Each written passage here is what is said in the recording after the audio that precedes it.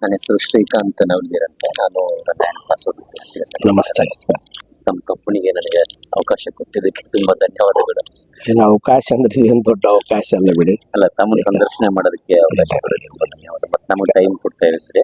Time ಆಯ್ತು. ಆಮೇಲೆ ತಮ್ಮ ಪ್ರಯತ್ನ ಏನಿದೆಯಲ್ಲ ದೊಡ್ಡದು. ಯಾಕಂದ್ರೆ ರಂಗಭೂಮಿ ಕಲಾವಿದರು ಈ ತರ ಐತಂತ ತಾವು ಅಲ್ಲಿಂದ ದೂರದಿಂದ ಬಂದು ವೀಕ್ಷಣೆ ಮಾಡಿ ಒಂದು ಸಂದರ್ಶನ ಮಾಡ್ಬೇಕಂತ ತಾವು ಬಂದಿರಿ.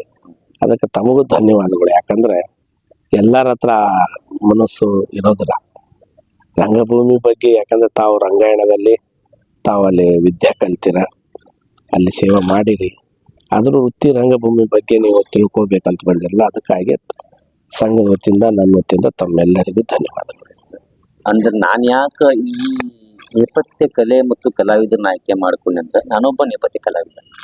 ರಂಗಾಯಣದಲ್ಲಿ ಯಾವ ಸಣ್ಣ ಪುಟ್ಟ ಪಾತ್ರಗಳು ಸಿಗದೆ ಇದ್ದಾಗೂ ಕತೆ ಬರೆಯೋದು, ನಾಟಕ ಬರೆಯೋದು, ಅಥವಾ ಮೇಕಪ್ ಮಾಡೋದು, ಕಾಸ್ಟ್ಯೂಮು ಪ್ರಾಪರ್ಟಿ ಮಾಡೋದು ನೇಪಥ್ಯಕ್ಕೆ ಜಾರಿದಂತ ಕಲಾವಿದ.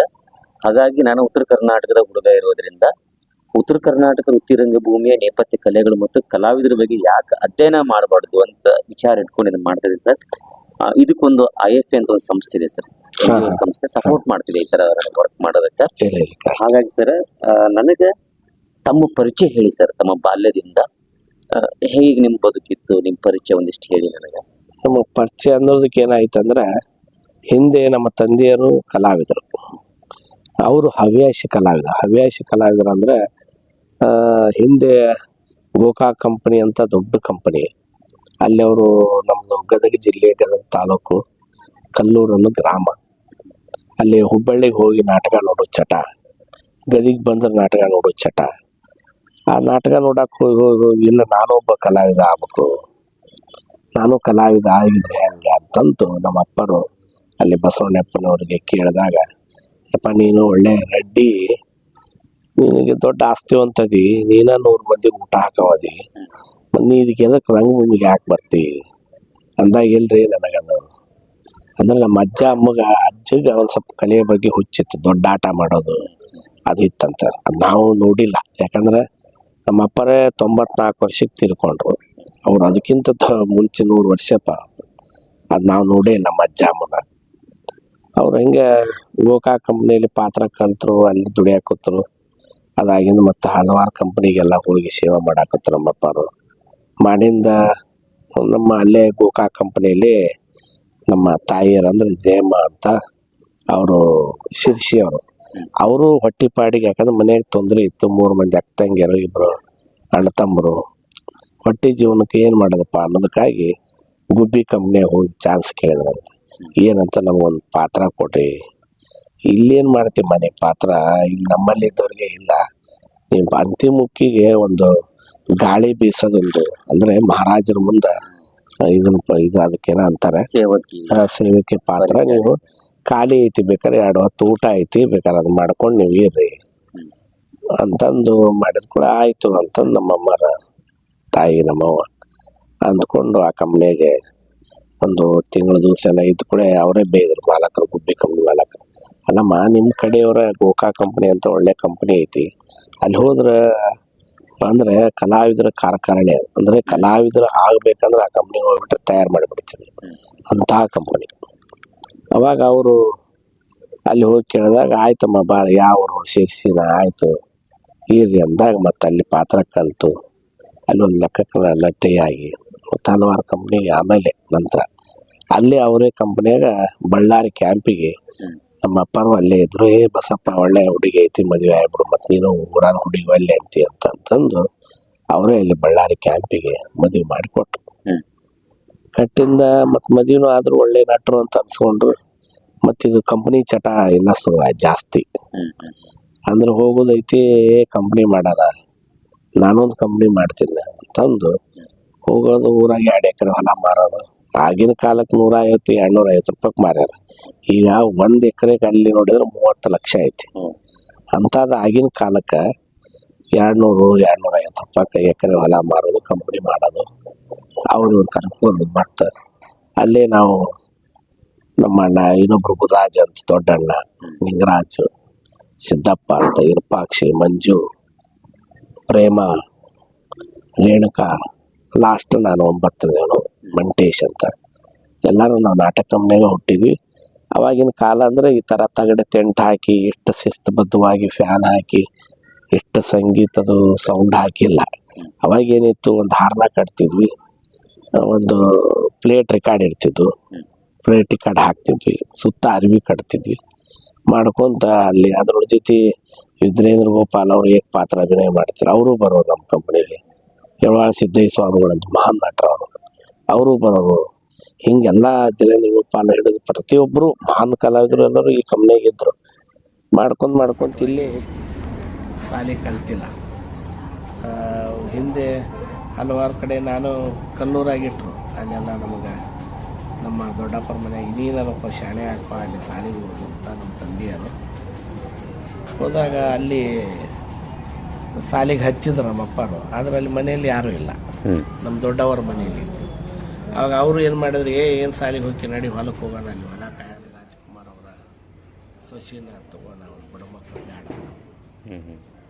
ತೊಗೊಂಡು ಅಲ್ಲಿ ಮದುವೆ ಮಾಡಿಕೊಟ್ರು. ಮದುವೆ ಮಾಡಿದ್ರು ನಮ್ಮ ಅಪ್ಪ ಇದ್ದಾಗ. ನಾ ಹೇಳಿದ್ ನೀವು ಇದ್ದಾಗ ಮದುವೆ ಮಾಡಿರಿ ಅಂದಾಗ ಎಲ್ಲ ಅಣ್ಣ ತಮ್ಮರು ನಮ್ಮ ಅಕ್ಕ ತಂಗಿಯರು ಆಯ್ತೆಲ್ಲ ಬಂದು ಮದುವೆ ಮಾಡಿಕೊಟ್ರು.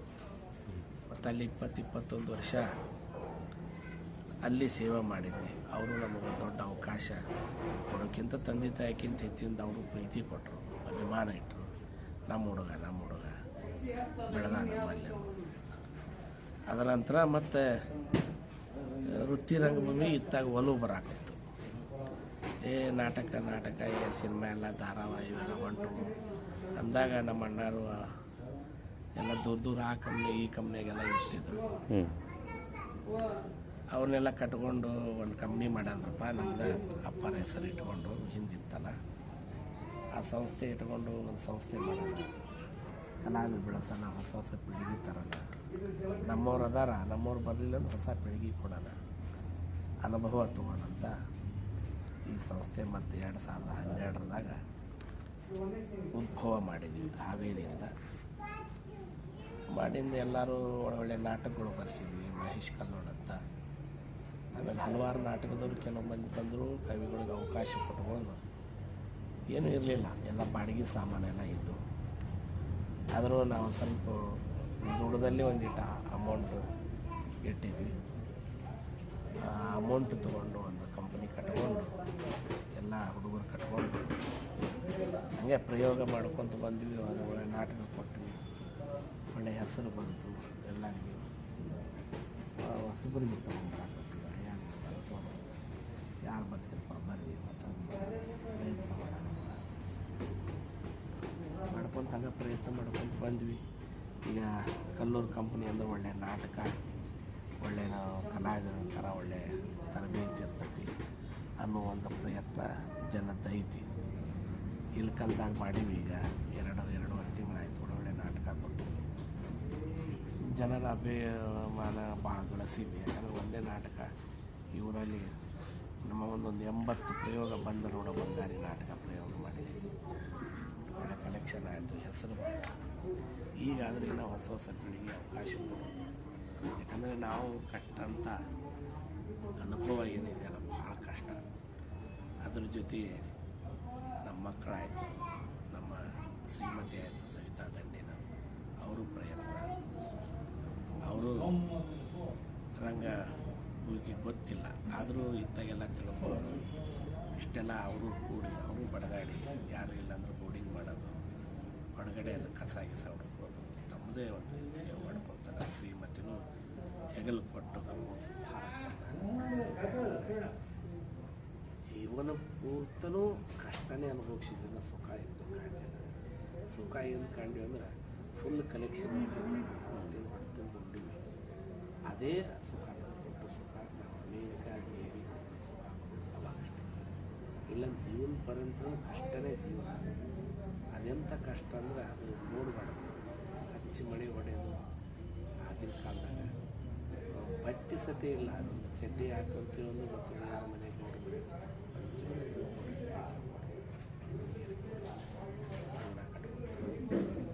ಹಂಗಂತ ನಮ್ಮ ಮಕ್ಕಳಿಗೆ ನಾವು ಮಾಡಿಲ್ಲ ಅವರು. ಯಾಕಂದ್ರೆ ಈಗಿನ ಪ್ರಪಂಚ ಬೇರೆ, ನಮ್ಮ ಪ್ರಪಂಚ ಬೇರೆ. ಎಷ್ಟೇ ಕಷ್ಟದಲ್ಲಿ ಬಂದರೂ ತಂದೆ ತಾಯಿ ಆ ಋಣ ತೀರ್ಸಕ್ಕಾಗಲ್ಲ ಅದು ಅಂದಿಲ್ಲ. ಇಂಥ ಮದುವೆ ಆಗಿದ್ದು ನಮ್ಮ ಶ್ರೀಮತಿ ಅಂತ ಅವರು ನಾವು ಹೆಂಗೆ ಹೇಳ್ತೀವಿ ಅಂತ ಹೇಳ್ಬಿಟ್ಟು ನಾವು ಕೊಟ್ಟು ಮಕ್ಕಳು 2 ಮಕ್ಕಳು ಕೂಡ ಎಲ್ಲಿ ತನಕ ಜೀವನ ಈ ರಂಗಭೂಮಿ ಶ್ರೀಲಂಕನ ಮಾಡ್ತಾಯಿದ್ವಿ. ತಾಯಿ ತನ್ನ ಕಾಲಕ್ಕೆ ಶಕ್ತಿ ನೋಡ್ತಾ ಮಾಡ್ತೀವಿ ಒಂದು ಯಾಕಂದರೆ ಭಾಳ ಕಷ್ಟ ಐತಿ, ಭಾಳ ಕಷ್ಟ ಐತಿ. ಬರ್ತಾ ನಾವು ತಿಳುವಳಿಕೆ ಶಾಂತಿಯಿಂದ ಇದ್ವಿ, ಅಲ್ಲಿ ತನಕ ಹೋಗ್ತು. ಈಗಿನ ಮಂದಿಗೆ ತಿಳುವಳಿಕೆ ಕಮ್ಮಿ, ತಿಳುವಳಿಕೆಂತ ಶಾಂತಿ ಇಲ್ಲ.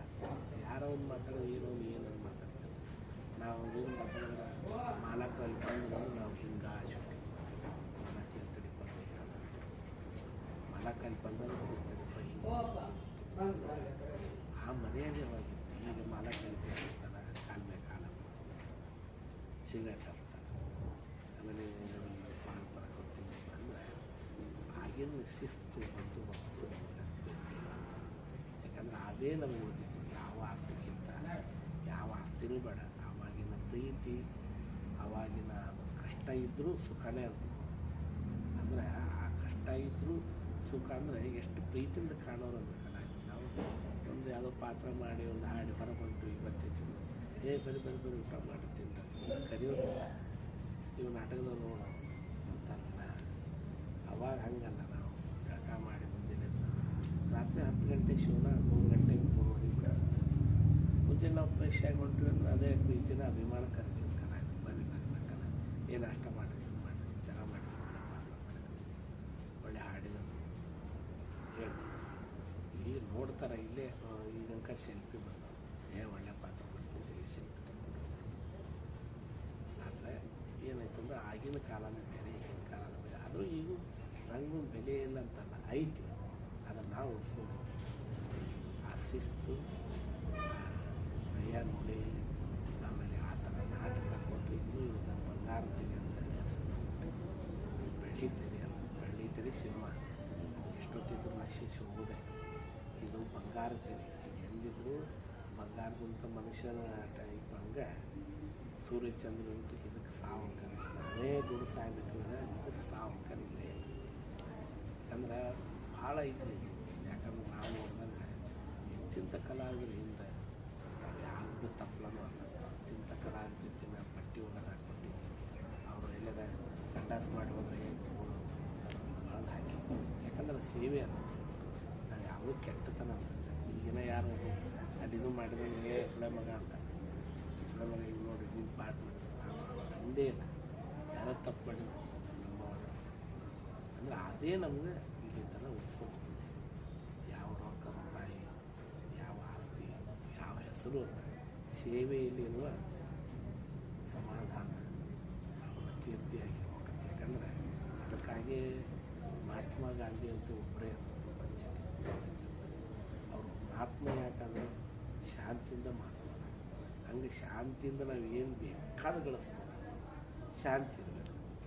ನಾವೆಲ್ಲ ಸಿಟ್ಟು ಮಾಡ್ಕೊತೋದ್ರೆ ಏನೂ ಮಾಡಲ್ಲ. ಬೈತಾನೆ ನಮಗೆ ಅಂತ ಮಾಲಕ್ಕೆ ಏನಿದಲ್ಲಿ ಅಸಲ ನಮ್ಮ ಮಾಲಕ್ಕೆ ಕರಿ ಅಂತ ಅಂದು ಅನ್ಸೋದು. ಮತ್ತು ಹೊಡ್ತಾನೂ ತಿಂತೀವಿ. ಯಾರು ಅಲ್ಲಿ ಹೋಗಿ ಕುಡಿದು ಏನೋ ಮಾಡಿರ್ತಾನ ಅವಾಗ ಗೊತ್ತಾಗತ್ತೆ ಹೇಳ್ಟು ತಿಂತೀವಿ. ಯಾಕಂದ್ರೆ ಅವ್ರು ಮಾಡಿರ್ತಾರೆ. ಅವ್ರು ಮಕ್ಕಳು ಇದ್ದಂಗೆ ದೊಡ್ಡವರು ಇಲ್ಲಿ ಸಣ್ಣವಿಲ್ಲಿ ನಮ್ಮ ಮಗ ಇದ್ದಂಗೆ ಅವ್ರು ಹೇಳ್ಟು ತಿಂತೀವಿ. ಅಸಹ್ಯ ಮಾಡಿಸ್ಕೊಂಡು ಬೇಸರು ಏನೋ ಪೊಲೀಸ್ ಡಿಪಾರ್ಟ್ಮೆಂಟ್ ಸ್ವಲ್ಪ ಸೌಂಡ್ ಹೆಚ್ಚಿಗೆ ಅವ್ರು ಗೊತ್ತಿಲ್ಲ. ಬಸ್ಬಿಟ್ಟು ಗೊತ್ತಾಗತ್ತಿಲ್ಲ ನಮ್ಮದವರು ಶಬ್ದಗಳು ಅನ್ಸ್ಕೊಂಡ್ವಿ.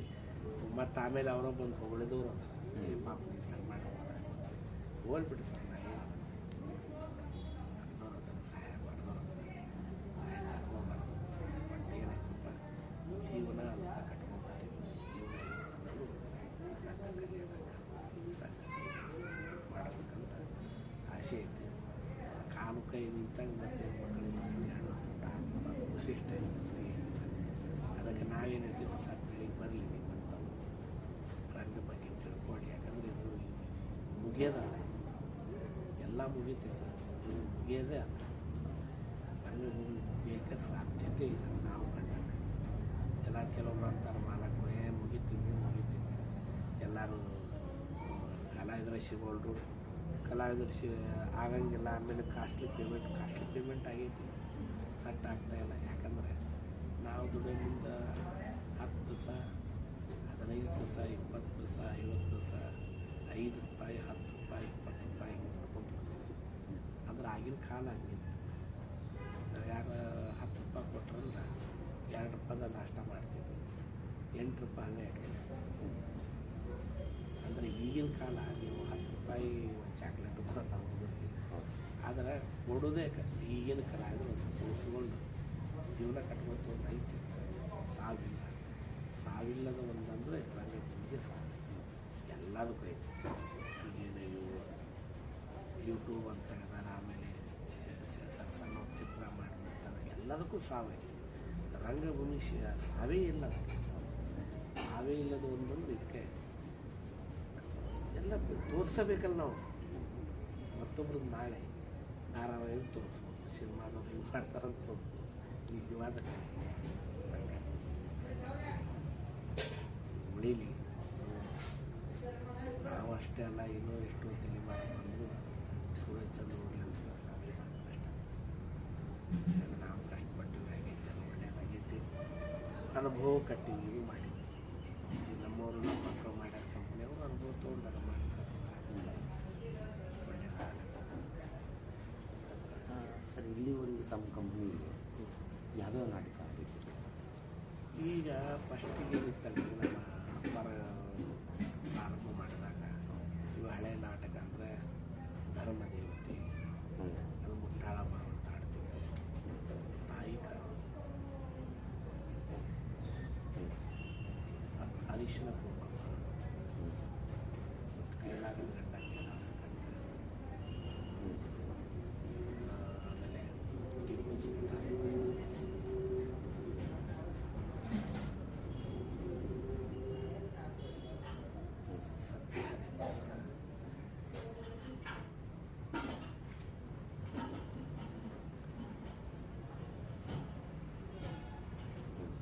ರೆಡ್ಡಿ ಮಲ್ಲಮ್ಮ,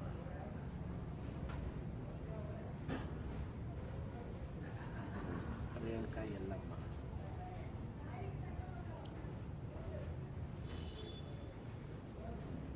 ಮತ್ತು ನವಲಗುಂದ ನಾಗಲಿಂಗಲಿ ಅಂತ ಸಾಮಾಜಿಕದಾಗ ಇನ್ನೂ ಹಳೆ ಗೌಡ್ರ ಗದ್ದಲ ಅವೆಲ್ಲ ಆಡ್ತಿದ್ವಿ. ಈ ಕಡೆ ನಮ್ಮ ಭಾಗಕ್ಕೆ ಏನು 2012ರಲ್ಲಿ ನಾ ಮತ್ತು ಕಂಪ್ನಿ ಮಾಡಿದ್ದಲ್ಲ, ಮಾಡಿದಾಗ ಹಳೆ ಒಂದು 2 ದಿವಸ ಒಂದು ಕ್ಯಾಂಪ್ ಆಡಿದ್ದು ಮಾಡಿ ಕಿತಾಪಟ್ಟಿ ಅದರ ನಂತರ ಮತ್ತೆ ನಾವು ಮುಂದಕ್ಕೆ ಹೋದಾಗ ಮಳೆ ಕಲ್ಲೂರವರು ಅದನ್ನ ಆಡ್ತಾರೆ ಅಂತ ಮಹೇಶ್ ಕಲೋಹ ಅವ್ರಿಗೆ ಒಂದು ಕವಿಗಳು ಇತ್ತು ನಮ್ಮಲ್ಲಿ. ಎಷ್ಟು ಕವಿಗಳು ಸರ್ ನಿಮ್ಮಲ್ಲಿ ಯಾರ್ಯಾರು ಬಂದಿರ್ಬೇಕು? ನಮ್ಮಲ್ಲಿ ಮೇನ್ ಇದ್ದವರೇ ಮಹೇಶ್ ಅಂತ, ಅವರು ತೀರ್ಕೊಂಡ್ರು 2 ವರ್ಷ. ಅವ್ರಿಗೆ ಪಲ್ಲಕ್ಕಿ ಕೊಟ್ಟವ ನಾಟಕ ಕೊಡಿಸಿದ್ರು. ಜನಪ್ರಿಯ ಅಂದರೆ ಆ ನಾಟಕದಿಂದ ಕಂಪನಿ ಹೆಸರು ಬಂತು. ಆಮೇಲೆ ನಾವೆಲ್ಲೇ ಹೋದ್ರು 100-150 ಒಂದೇ ನಾಟಕ. ಆದ ನಂತರ ಮತ್ತೆ ಅವ್ರಿಗೆ ಹೇಳಿದ್ವಿ ಇನ್ನೊಂದು ಬರೀಪ ಹೊಸ ಯಾಕೆ ಅವನು ಕಲೆಕ್ಷನ್ ಆಗಲ್ಲ ಮತ್ತು ಅದು ಅವರೇ ಇನ್ನೊಂದು ಮನಸ್ಸಿದ್ರು ಮಾರಿ ನೆನಪಾದ ಫೋನ್ ಮಾಡು ಸ್ಟೋರಿ. ಅವರು ನಾ ಬರೀತೀನಿ, ಕಾಮಿಡಿ ನೀ ಬರೀ ಅಂದ್ರೆ ಆಯ್ತು, ಕಾಮಿಡಿ ನಮ್ಮ ಸತ್ಯ ನಾ ಬರೆಯೋಕ್ಕಾಗಲ್ಲ, 1ನೇ ಕ್ಲಾಸ್ ನಿಮ್ಗೆ ಹೇಳ್ತೀನಿ, ನಾ ಬಂದು ನನ್ನ ಹೆಸರು ಇಲ್ಲಿ ಕಾಣಿಸ್ಕೊಂಡು ಇದೇ ಡೈರೆಕ್ಟ್ ಅದು ಕಲಿಸಿದೆ. ಅದು ಯಶಸ್ವಿ ಆಯಿತು, ಹಳ್ಳಿ ಗ್ರಾಮೀಣ ನಾಟಕ. ಅದರ ನಂತರ ಮತ್ತು ಇನ್ನೊಂದು ಯಾವ್ದಾದ್ರು ಸಬ್ಜೆಕ್ಟ್ ಮಾಡಿದಾಗ ಹೆಚ್ಚಿನ ಮೇಲೆ ನಾಟಕ, ಅದು ಒಳ್ಳೆಯದಾಗಿದೆ. ಹಾಗಿನ್ನು ಮತ್ತು ಇನ್ನೊಂದು ಬರೀಪ ಇನ್ನೊಂದು ಬಂದ ಅದು ಯಶಸ್ವಿ, ಎಲ್ಲ ಕಡೆ ಯಶಸ್ವಿ ಪಕ್ಷ. ಯಾವ ನಾಟಕಗಳು ಕಳಪೆ ಕೊಡಲಿಲ್ಲ, ಅಂದರೆ ಕಾಂಬಿನೇಷನ್ ಇತ್ತು ಅವ್ರದ್ದು. ನಾವು ಹಿಂಗೆ ಮಾಡೋಣ, ಈ ನಾಟಕ ಹಿಂಗೆ ಮಾಡೋಣ, ಹೊಸ ಮಾಡೋಣ, ಯಾಕಂದ್ರೆ ಜನ ಕೂದಲು ಏನು ಒಂದು ವಿಷಯ ಏನು ಒಂದು ಘಟನೆ ಜನ ಮನೆಯಲ್ಲ ಕೆಲಸ. ಅದರ ನಂತರ ಮತ್ತು ನಮ್ಮ ಇದರೊಳಗೂ ನಮ್ಮ ಬಸವರಾಜ್ ಅಂತ ಶಿಗ್ಗಾಂವ್ ಅವರು ಒಂದು ನಾಟಕ ಕಲಿಸಿದ್ರು. ಅವ್ರ ನಾಟಕ ಯಶಸ್ವಿ ಆಗಲಿಲ್ಲ, ಅದನ್ನು ಕೈ ಬಿಟ್ಟು. ಮತ್ತು ಹೋದ ವರ್ಷ ಸಬ್ಜೆಕ್ಟು ನಮ್ಮದೇ ಇತ್ತು. ಒಬ್ಬರ ಕಡೆ ಶ್ಯಾಮ್ ಭೋಸ್ಲೆ ಅಂತ ಸಬ್ಜೆಕ್ಟ್ ನೀವು ಬರೀರಿ ಶಾಲೆಯಲ್ಲಿ ಅಂದಾಗ ಮತ್ತು ಯಶಸ್ವಿ ಎಲ್ಲ ಕಡೆ ಅದೇ ಹೊಸ ಹೊಸ ಪ್ರಯತ್ನ ಈ ಪಂಚಕಲ್ಕಗಳನ್ನು ಅವರು ಹೊಸದು ಇವತ್ತೇ ಪ್ರಾರಂಭ ಆಯಿತು. ಅದ ನಂತರ ಹೊಸ ಸಬ್ಜೆಕ್ಟ್ ಮಾಡಿ ಕಂಡೀಷನ್ ಓದಿಲ್ಲ ಅಂದ್ರೆ ತಲೆಯಾಗ ನಿನಗೆ ಹೆಂಗೆ ಬೇಕು ಮಾಡೋದು ಆಯ್ತು ಜಾತ್ರೆಗೆ ಬೇಕಾದ್ರೆ ಇನ್ನೆರಡು ತಿಂಗಳು ಅದಕ್ಕಾಗಿ ಅವ್ರನ್ನ ಮಾಡಾಕತ್ತೀವಿ. ಇಲ್ಲ ನೋಡಾದ ಸಬ್ಜೆಕ್ಟ್ ಮಾಡಕ್ಕಂತ ಪ್ರಯತ್ನ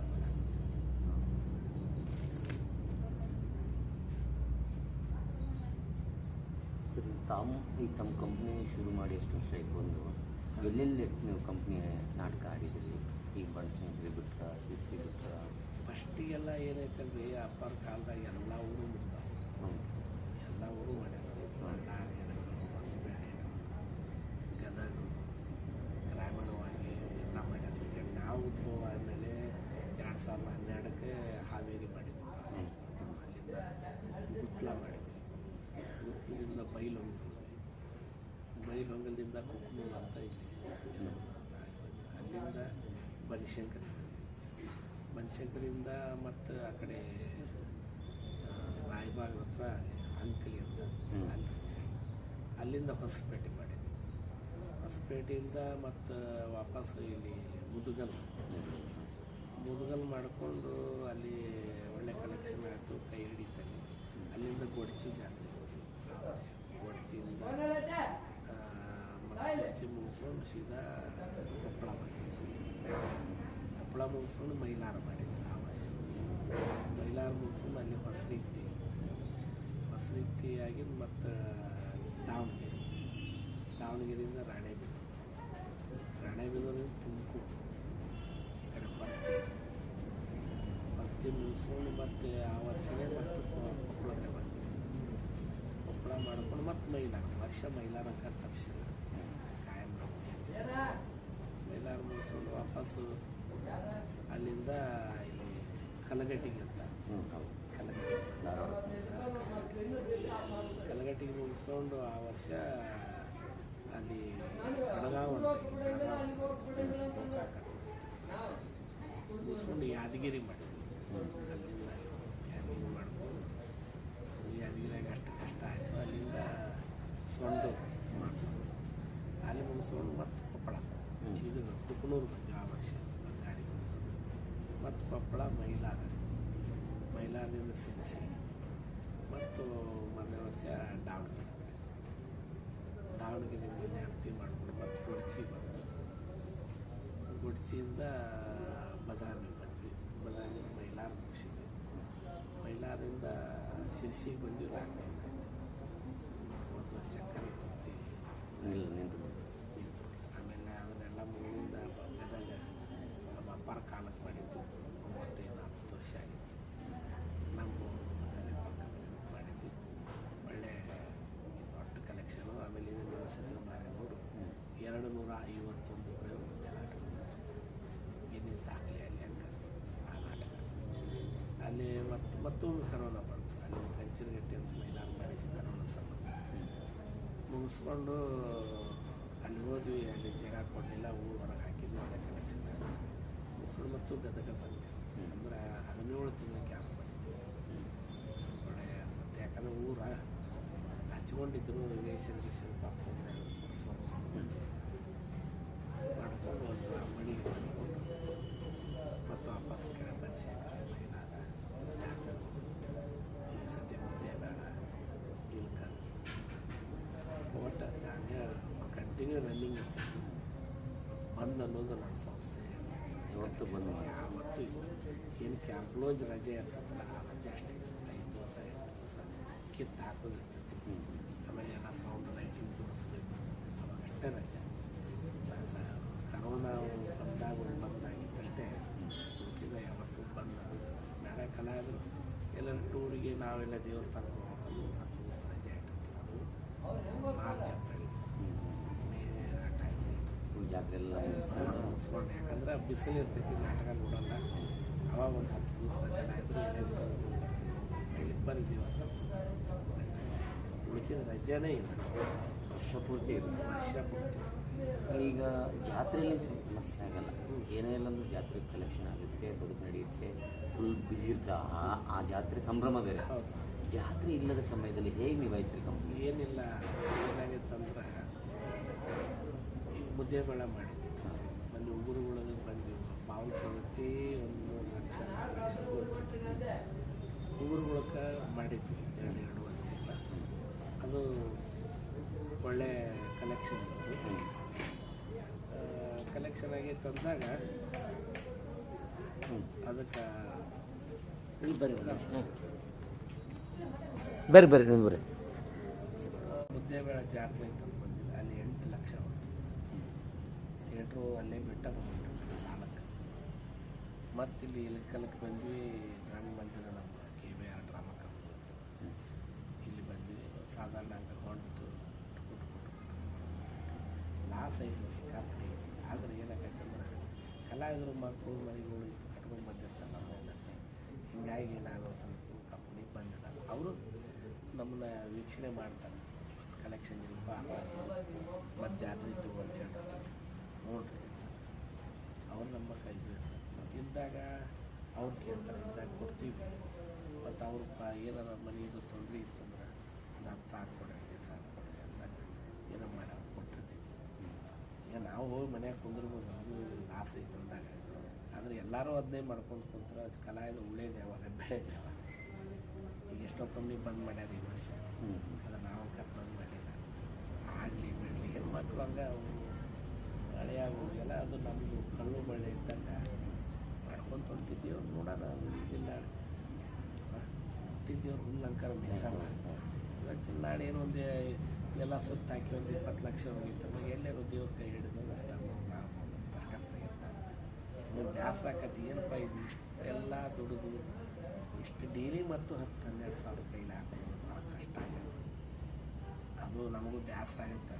ಆದರೆ ಇದ್ರ ಉಪ್ಪು ತಿಂದು ಇರುತ್ತನೂ ನಾವು ಮಾಡ್ಕೊಂಡು ಈಗಿನ ಕಾಲಕ್ಕೆ ಮತ್ತಿದ್ದವ್ರು ಇವರು ಯಾರು ಮಾಡ್ಕೊಂಡು ಹೋಗ್ತಾರೆ. ಅಂದ್ರೆ ರೊಕ್ಕನೇ ಕಟ್ಕೊಂಡು ಜೀವನ ಮಾಡ್ತೀನಿ ಅಂದ್ರೆ ಆಗತ್ತೆ. ಅದು ಕಟ್ಕೊಂಡು ಈಗ ಮಾಡ್ತೀನಂದ್ರೆ ಎಲ್ಲಿಂದ ತರ್ತೀನಿ? ಯಾವುದು ರಾಜ್ಯದವ್ರು ಕೊಡ್ತಾರೆ, ಯಾವ ರಾಜ್ಯದವ್ರು ಕೊಡ್ತಾರೆ, ಡೈಲಿ ಕೊಡೋಕ್ಕಾಗಲ್ಲ, ಭಾಳ ಕಷ್ಟ. ಅವರು ನಮ್ಮ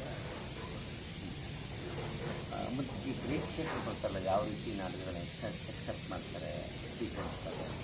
ಮಾಡ್ತಾರೆ. ಈಗ ನೋಡು ನೋಡು ಬಂಗಾರಿ ಅಂಕಾರ ಪ್ರತಿಯೊಬ್ಬ ಹೆಣ್ಮಕ್ಳು ಅದು ಏನಾಯ್ತು ಅಂದರೆ ಇಲ್ಲಿ 50 ರೂಪಾಯಿ ಟಿಕೆಟ್ ಮಾಡಿದ್ವಿ. ಯಾಕಂದ್ರೆ 50 ರೂಪಾಯಿ ನಮ್ಗೆ ಎಂದೂ ಗಿಟ್ಟಲ್ಲ. ಯಾಕಂದರೆ 70 ರೂಪಾಯಿ ಅಕ್ಕಿ ರೇಟ್ ಇದ್ದಾಗ 50 ರೂಪಾಯಿ ಬಂದ ರಂಗ ಕಲೆ ಉಳ್ಳಿ ಅಂತ ಒಂದು ಪ್ರಯತ್ನ ಮಾಡಿದ್ವಿ. ಬಂದರು, ವೀಕ್ಷಣೆ ಮಾಡಿದೆ, ಭಾಳ ಚಂದ ಆಡ್ತಾರೆ. ಪಾಪ ಕಣ್ಣೀರು ಇಟ್ಕೊಂಡು ಹೋಗೋದು, ಏನು ಚಂದ ಆಡ್ತಾರೆ ನಾಟಕ ಅಂದ್ರೆ ಅವ್ರ ಮನ್ಯಾಗ ನಮ್ಮ ಮನ್ಯಾಗ ನಡೆದಿದ್ದು ಹೆಂಗೆ ಈ ಘಟನೆ ಅಂತ ಇದು ಮಾಡೋರು. ಮತ್ತು ಕೆಲವೊಂದು ಹಳೆ ನಾಟಕ ಹಾಕಿದ ಕೆಲವು ಮಂದಿ ಸರಿ ಸರಿ ಇಲ್ಲ ಅಂತಲ್ಲ, ಸರಿಯೇ ಅದು. ಅದರದ ಟೈಮ್ ಮುಗಿದು ನಾಟಕದ್ದು ಭವಿಷ್ಯ ಮುಗಿದು. ಅದು ನಾವು ಯಾರೋ ಒಬ್ಬ ಊರಿಗೆ ಹೋಗೋದು ಇರ್ತಾರೆ, ತೊಂದರೆ ಇರ್ತೀವಿ. ಅದಕ್ಕೆ ಆಗುತ್ತೆ. ನಮ್ಮ ಹೊಸ ನಾಟಕಗಳು ಯಾವ ಹಾಕಿದ್ವಿ ಎಲ್ಲ ಚಲೋ ನಾನು ಹೊಸ್ಕೊಂಡು ಕಾಪಾಡಿ ಅದು 50 ಪ್ರಯೋಗ ಹೋಗ್ತಾನೆ, 80 ಪ್ರಯೋಗ ಹೋಯ್ತು. ಚೆನ್ನಪ್ಪ ಕೂಡ ಅಂದರೆ ಆ ಕೆಲವೊಂದು ಕ್ವಾಲಿಟಿ ನಾಟಕ ಏನಿರ್ತಲ್ಲ ಹಿಂದಿನ ಅದು ನಡೀತಿತ್ತು. ಏನಾಕೈತಿ ಬೋರ್ ಆಕೈತಿ. ನಾವು ಈಗಿನ ಸಬ್ಜೆಕ್ಟ್ ಏನು ಕೊಡ್ತೀವಲ್ಲ ಅದು ಪಟ್ಟಂತ ಅಂದರೆ ಆಗಿನ ಕಾಲದ್ದು ಇದನ್ನೇ ಬೇರೆ. ಅವಾಗ ತಿಳ್ಕೊಂಡು ಅಲ್ಲಿ ಥರ ಕುಂದಿರ್ತಿದ್ರು. ಈಗ ಹಿಂಗಲ್ಲ, ಸೀನ್ಯಾಗ ಬಡಿ ಬಡಿ ಬಡಿ 2.5 ತಾಸು ಆಯ್ತಿಲ್ಲ, ಮುಗೀತಿಲ್ಲ ಎಷ್ಟು ಆದ್ರೆ ನಾವು ಅದ್ರ ಬಗ್ಗೆ ತಿಳ್ಕೊಂಡು 2-2.5 ಮುಗಿಸ್ಬಿಟ್ಟು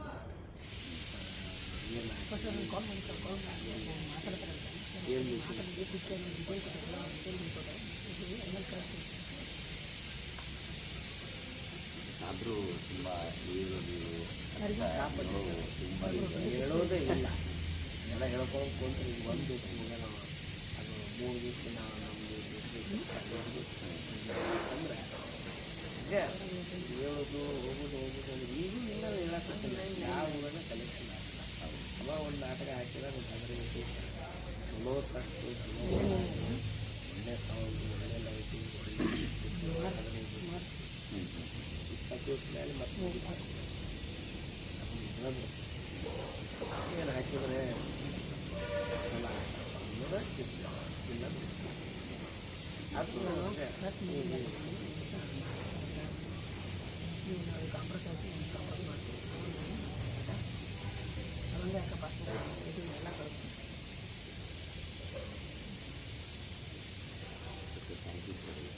ಅದು ಗೊದಲು ಪ್ರಶ್ನೆ ಇದೆ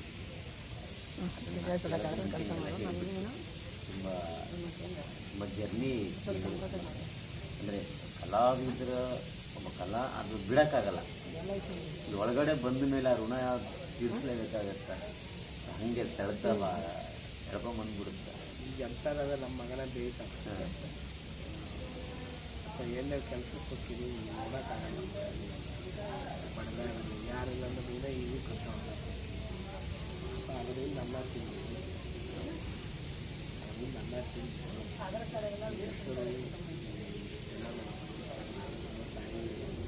ಮದುವೆ ಮಾಡಿದ್ರೆ ಅದಕ್ಕೆ ಮಂಡ್ಯ ಕಲ್ಲೂರು ಯಾರು ನಮ್ಮ ಅಪ್ಪ ಆರತಿ ಮಾಡಿದ್ರೆ ಆರತಿನ ತೊಗೊಂಡೋಗಿ ಮನೆಗೆ ತಿಂತಿದ್ವಿ ಮುಕ್ಕೊಳ್ತಿದ್ವಿ ಕಲಾವಿದಂತೊಂದು ಇದು ಪ್ರೀತಿನೇ ಬೇರೆ ಇದು ಸಮಾನ ಕೊಡೋದೇ ಬೇರೆ ಇನ್ಯಾಗ ಭಕ್ತಿದ್ದು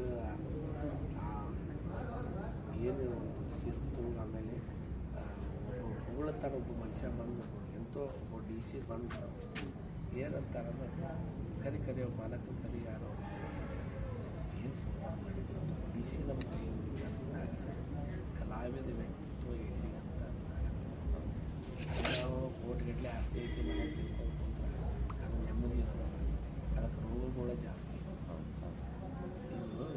ರೋಗ ಇಲ್ಲ ಜೀವನ ರೋಗವಿಲ್ಲ ಜೀವನ ನಾಟಕ ಅದಕ್ಕೆ ಕಸ ಕೊಡುತ್ತೀವಿ ಕೊಚ್ಚೆ ಜೋಡಿಸ್ತೀವಿ ಅಡ್ವರ್ಟೈಸ್ ಮಾಡೋಕ್ಕೆ ಹೋದಾಗ ಮಾಡೋಕ್ಕಿಲ್ಲ ನನ್ನ ಸೇವೆ ಇರುತ್ತಲ್ಲ ಕಾಲು ನಿಂತು ತಗೊಂಡು ನಿಜ ಕನ್ನಡದ ಒಂದು ಸ್ವಲ್ಪ ಸೇವೆ ಮಾಡೋದು ಮುಟ್ಟು ಮಾಡ್ರಿ ಅದು ಮಾಡಬೇಡ್ರಿ ಮಾಡೋಕ್ಕಲ್ಲ ನಾ ಎಂದಿದ್ರು ಮಾಡೋಣ ದೊಡ್ಡ ಲೆಕ್ಕಕ್ಕೆ ಹೋದರೂ ಅದನ್ನು ಮಾಡೋಣ ಯಾಕಂದ್ರೆ ಅವು ಕುಂತೀವಿ ಅದಕ್ಕೆ ನಾವು ಕುಂದ್ರು ಇಲ್ಲ ಏನು ಮಾಡೋ ಹಾಕಿದ್ವು ಈಗ ಹಾಕಿದ್ವು ಏನು ಮಾಡ್ತಾ ಇದ್ವು ಕೈ ಸಾಗಿ ಮಾಡೋದೇ ಇಲ್ಲ ಕರ್ಕೊಂಡು ಅವರು ಇಲ್ಲ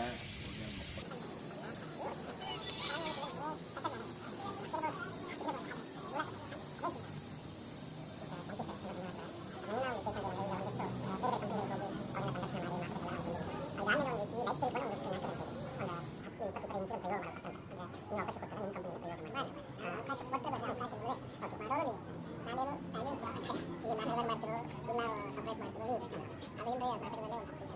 ಅದು ಬರ್ತಾರೆ ಅದು ಫಸ್ಟ್ ಅಂದ್ರೆ ಏನಂದ್ರೆ ಈಗ ಒಬ್ಬರು ಕೇಳಿದಿಲ್ಲ ಲೈಫ್ ಸ್ಟೋರಿ ಅವಾಗ ಏನು ಮಾಡ್ತೀರಾ ಒಂದು 10 ಮಂದಿ ಆಯ್ಕೆ ಮಾಡ್ಕೊಂಡಿಲ್ಲ 10 ಮಂದಿ ಕಷ್ಟ ಪ್ರಯತ್ನ ಮಾಡ್ತೀವಿ ಈಗ ರಾಜು ಪಾಯ್ಪರ್ ಸರ್ ಜೊತೆ ಮಾತಾಡಿದ್ದೀನಿ ಜೇರಿ ರಾಜನ ಜೊತೆ ರಾಜು ಪೇಂಟ್ ಮತ್ತು ಮಹಾದೇವ ಸರ್ ಗವಾಯಿ ಪುಟ್ಟರಾಜ್ ಗವಾಯಿ ಕಂಪ್ನಿಗೆ ಹೋಗಿದ್ದೆ ಸರ್ ಅಲ್ಲೇ ಈಗ ಸಿಂಧೋಗಿ ಆಗೈತಿ ಅವ್ರಿಗೆಲ್ಲ ಹೇಳಿದ್ದೀನಿ ಸರ್ ಒಂದು 10 ಮಂದಿನ ಕರೆಸಿ ಅವರೇ ಅವ್ರ ಪಾತ್ರ ಮಾಡಬೇಕು ಅಂತ ಈಗ ಹೆಂಗಂದ್ರೆ ನಾಟಕ ಮಾಡ್ತಾ ಲೈಫ್ ಸ್ಟೋರಿ ಹೇಳ್ತೇವೆ ಅವರು ಸಂಗೀತ ನೋಡಿಸ್ತಾ ಅವ್ರ ಬದುಕಿನ ಕಥೆಗಳನ್ನ ಬಿಸ್ತಾ ಹೋಗಬೇಕು ಒಬ್ಬ ಪೇಂಟ್ ಟ್ರೈನ್ ಮಾಡೋ ಎಲ್ಲ ಕಥೆ ನಡೀತಾ ಇರುತ್ತೆ ಅವ್ನು ಪರದೆ ಬರಿತಾ ಇರ್ತಾನೆ ಅದಕ್ಕೆ ಸಂಬಂಧಪಟ್ಟ ಇದೊಂದು ಹೊಸ ಪ್ರಯೋಗ ಮಾಡ್ತಾ ಇಲ್ಲ ಇದು ನೀವು ಮಾಡೋದು ಪ್ರಥಮ ಯಾಕಂದರೆ ರಂಗಭೂಮಿ ಕಲಾವಿದರದು ಈ ಥರ ವೀಕ್ಷಣೆ ಮಾಡಿ ಯಾರೂ ಮಾಡಿಲ್ಲ ಯಾಕಂದರೆ ಈಗ ಒಬ್ಬ ಕವಿಗಳು ಭಾಳ ಫೇಮಸ್ ಅದಾರ ಅಂದಾಗ ಅದು ಗೌರ್ಮೆಂಟ್ ಅವ್ರಿಗೆ ಹೆಲ್ಪ್ ಮಾಡ್ತೈತಿ ಅದನ್ನಷ್ಟೇ ಮಾಡಿ ಅಲ್ಲೆಲ್ಲೇ ಪ್ರಯೋಗ ಮಾಡಿ ಹೋಗ್ತಾರೆ ಹೌದು ಸರ್ ರಂಗಭೂಮಿ ಮಾಲೀಕರು